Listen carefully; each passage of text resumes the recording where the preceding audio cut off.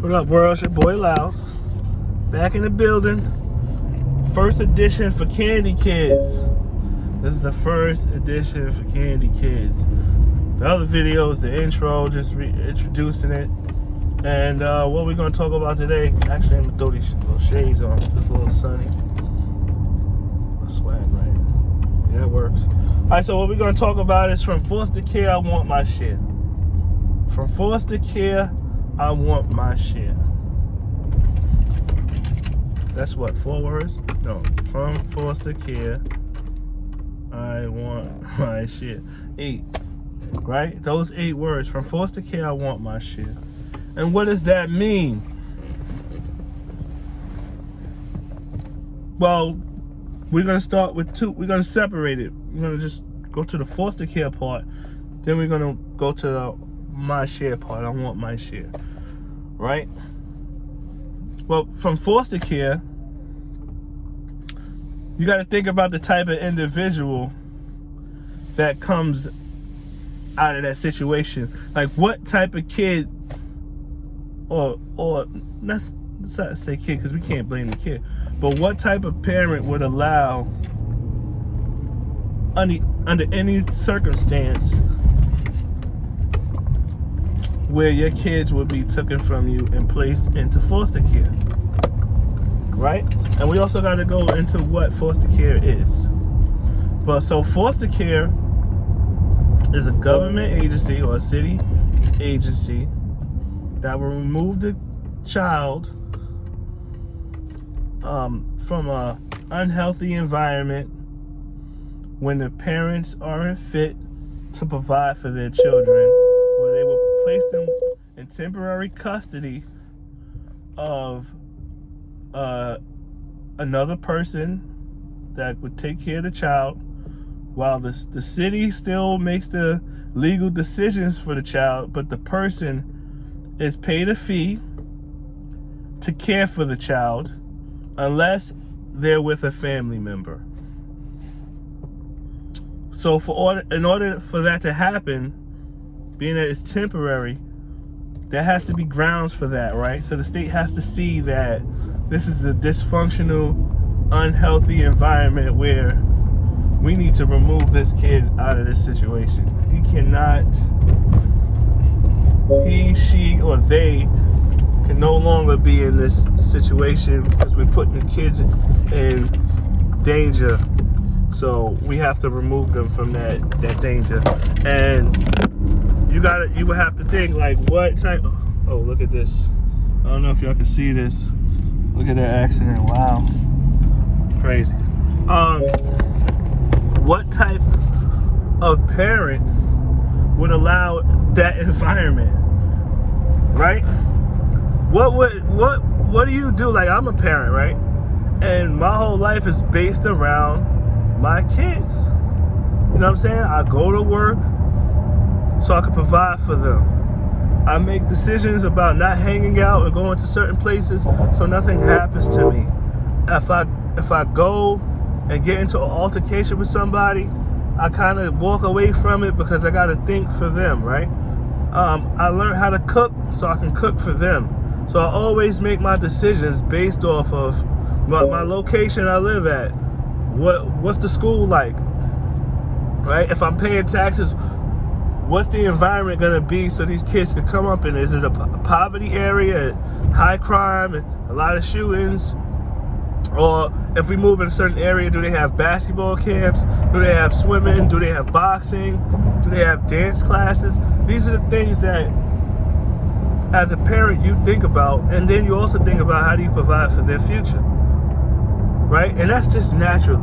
That's outside of your finances, right? Right? Because even as somebody that's coming out of poverty, they're going to try to get some kind of assistance from the government, whether it be food stamps, whether it be Section 8, you know, whether it be charter schools, so that the kids have a great opportunity at the future, pardon me, right? A great opportunity for the future. So You have to think about the type of person that, you got to bear with me, I'm driving. You got to think about the type of person that would allow that type of condition, their mental state, right? And we're going to delve into my parents' mental state in the future later on, because I have to go. I'm going to be doing breakdowns on these people, right? But I had the type of parents that they wasn't there mentally, and definitely wasn't there physically. And when it was there, it wasn't a healthy environment. So I was removed out of that, right? So that put me in an agency called St. Vincent's, which is a foster care agency which will find a replacement for you, right? So you have to think about that kid. Because the one thing about life is this: you can buy anything you want. The one thing you can't buy is family. Family is free. You can't buy that. That's your born right, is to have family. So imagine what it's like to not have a family when you're naturally supposed to have it, because everybody else you around has it, and they almost take it for granted because it's like second nature. You don't know life without your brother. You don't know life without your sister. You don't know life without your mother, without your father, without your cousins, without your aunties, without your uncles, without your godparents. You don't know what that's like, right? But what about the kid that does know what that's like? Imagine his mentality. He's really by himself, right? His views,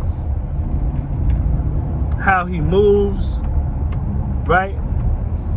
The genetics. You do things. They say, oh, you do things to remind me. You do things just like your father did it. You don't even know that.